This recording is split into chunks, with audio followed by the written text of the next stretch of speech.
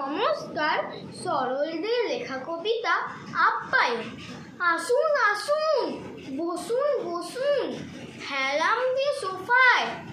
ময়লা কেন জামা কাপড়, দেয়নি কেচে ধোপায়। দোহায় দাদা, দাগ না লাগে, সামনে দিয়ে বসুন। খবর টবর ভালো তো সব, কেমন আছে প্রসূন? পায়ের ধুলো দিতে এলেন, বড্ড ধুলো ও পায়।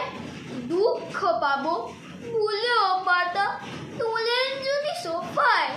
ডবল ডেকার বাসে এলেন, ভিড় কি ছিল ভারী?